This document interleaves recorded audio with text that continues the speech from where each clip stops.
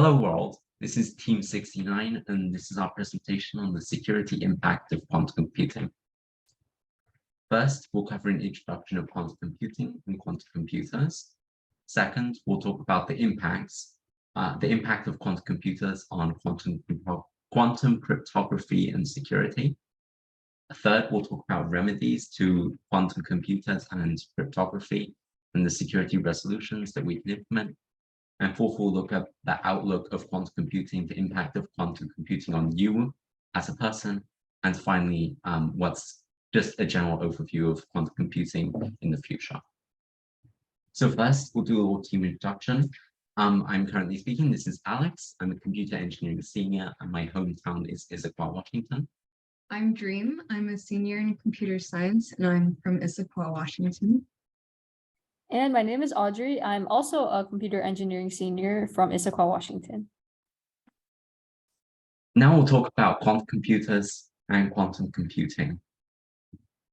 Basically, what is quantum computing? This is not a full diagram. This is just for the purpose of this presentation, but we can roughly break quantum computing into 4 levels of abstraction.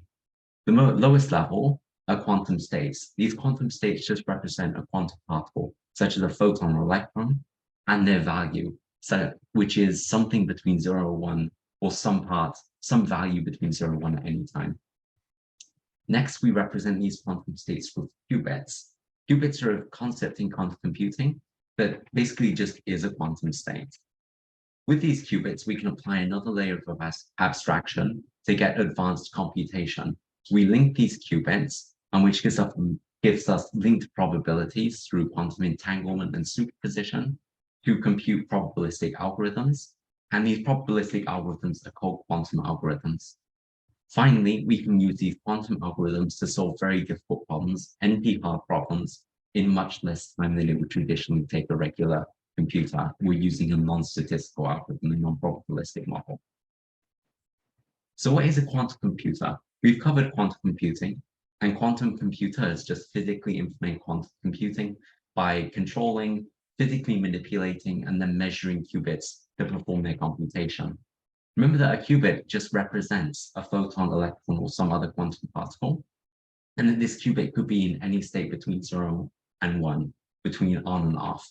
And this is like one of the fundamental parts of quantum theory. So we need one coefficient, not just one bit, one whole coefficient to represent this qubit in its whole.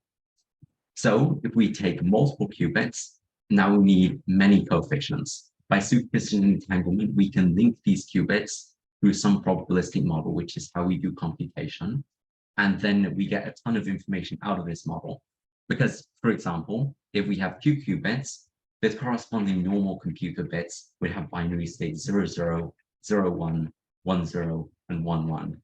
But remember that these qubits could be anywhere between 0 and 1, so they could be anywhere between these 4 states. Thus, we need 4 coefficients. So something times 0, quote unquote 00, plus something times 01, plus something times 10, plus something times 11 to fully determine their position.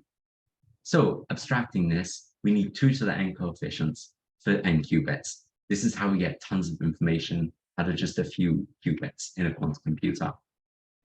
However, this has some limitations. Almost all of this extra information is lost when you observe the qubits. If you've ever heard of Schrodinger's cat, it's this principle. You don't know what the qubit is until you measure it, and once you measure it, it falls into a binary state. However, we can still capture some of this extra information, but it's beyond the scope of this presentation. Also, because of this, and also because qubits are probabilistic models and not just physical measurements, and we can't use these for classical algorithms, so they don't provide much, if any, speed up. But for quantum algorithms, which are just probabilistic models, probabilistic algorithms, the number of needed calculations is exponentially lower. Now, just a quick overview of current quantum computers. And these are very large, very sensitive, and extremely expensive machines ranging from the thousands to the millions of dollars. The machines don't have that many qubits. For example, your desktop machine just has 2 qubits and costs you $5,000, whereas something with 50, 100, 400 qubits is going to set you back many millions. And these quantum computers, especially the large ones, are only owned by big companies like tech giants such as Google, IBM, Microsoft, etc. Now that we've learned a little bit about what quantum computers are and quantum computing, let's talk about the impacts of quantum computing on cybersecurity. So the biggest concern with quantum computing is how it has a potential to break some certain common encryption algorithms, including RSA and ECC, which is elliptical curve cryptography. The way quantum computing breaks these is how it's able to factor large integers and logarithms. This brings great vulnerability to asymmetric or public key cryptography. This was especially proven with Shor's algorithm, into which, shown in the figure, it basically shows that the quantum algorithm for integer factorization is significantly faster than classical other algorithms that are not quantum. Something to note, though, is that current quantum computers do not have enough processing power to implement Shor's algorithm and break public key encryptions yet. According to the National Academies of Science, Engineering, and Medicine, for current quantum computers to break such encryption schemes, they would need 100,000 times more processing power and an error rate 100 times better than what they currently have with current quantum computers. Still, we must consider the potential quantum computers have and make transitions to cryptography that will be able to protect both classical and quantum computers from quantum cyber attacks. For the positive impacts of quantum computing, there are multiple benefits, and this includes the development of post-quantum cryptography, which will be more secure in protecting against classical and quantum cyber attacks. Another thing is quantum key distribution, which can completely protect the exchange of encryption keys and alert the presence of an eavesdropper.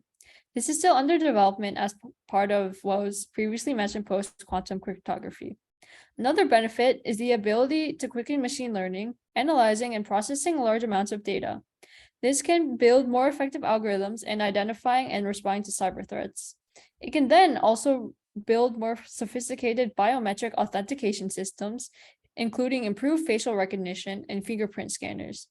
Finally, there is a topic on quantum optics, which is quantum mechanical properties of light, that can generate sources of true randomness and thus improve random number generation.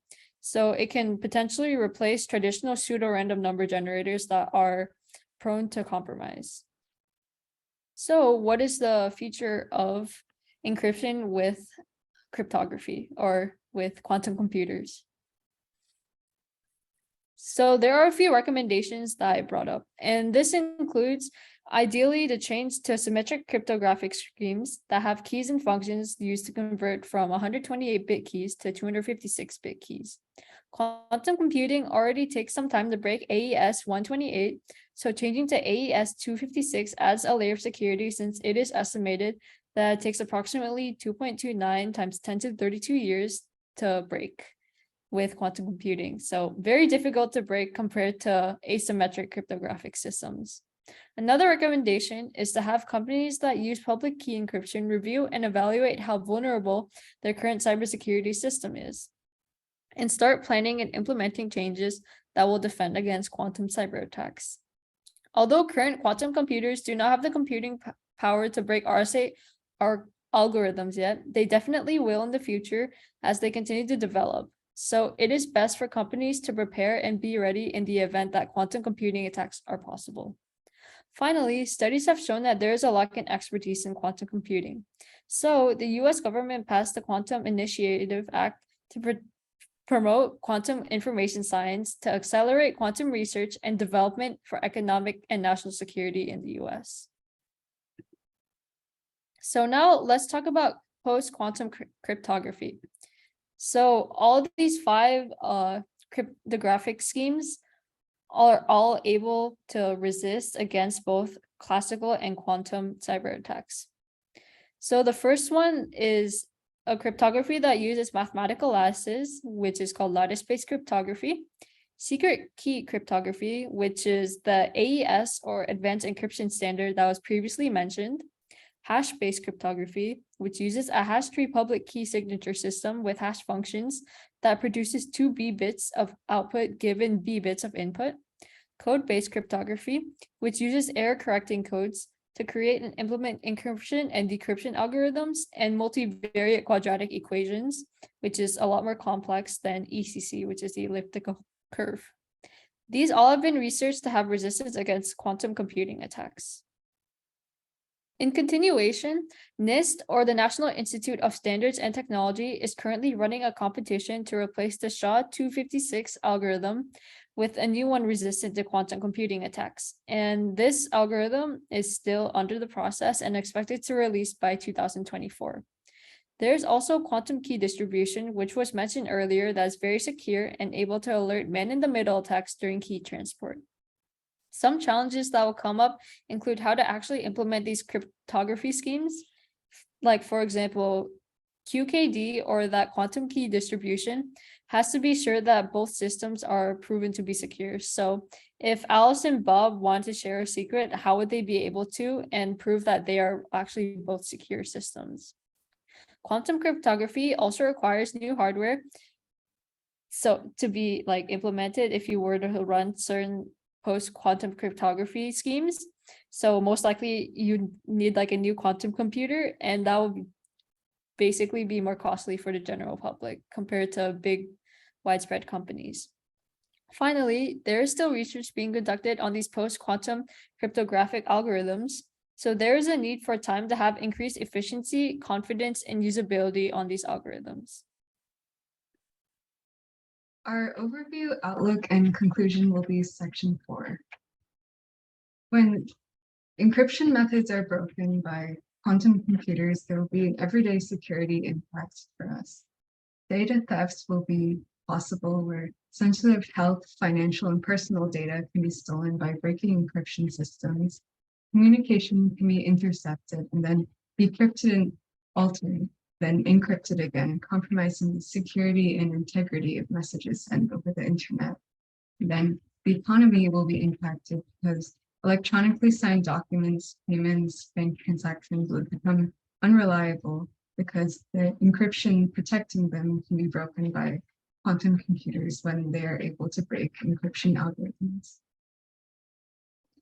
This will also have legal and ethical implications as governments rely on cryptography, computational algorithms for many applications. And in the future, quantum computers that can decrypt our current encryption systems could use that to hack these systems and gain access to restricted governmental information. Ethically, those in possession of quantum computers could also eventually have the power to decrypt and leak information about governments, companies, and individuals. Also, US tech companies are currently dominating the field of quantum computing, and they're likely to continue dominating in the future, making it inaccessible to others. The outlook of quantum computing, that quantum computing will become a multi-billion-dollar industry by the next decade. Studies predict as early as 2030. And quantum computers currently do not have the processing power to break encryption algorithms such as RSA, but companies are working on building computers with more and more qubits. And right now, the largest quantum computer is a 433 qubit quantum computer by IBM, the IBM Osprey, as shown on the left. And IBM has the goal to build 1,000 qubit quantum computer by next year. It's uncertain how many years it will take for quantum computers to have the power to break our current encryption algorithms, but as the industry expands, it's likely that they will be able to in the future. These are the references that we used in researching and creating our presentation. And our conclusion is that currently, quantum computers do not have the power to break modern encryption. The security risk of them being able to do this in the near future is high. Changes to encryption, such as post-quantum cryptography, reduce the risk, but these will be difficult to implement within the next few years. The power in quantum computing lies with the most powerful adversaries, which are currently US tech companies, but as quantum computing expands, this could be hackers or anyone trying to use quantum computing for nefarious reasons. If you have any questions, you can refer to our group members listed below, with our emails. And thank you for watching our presentation.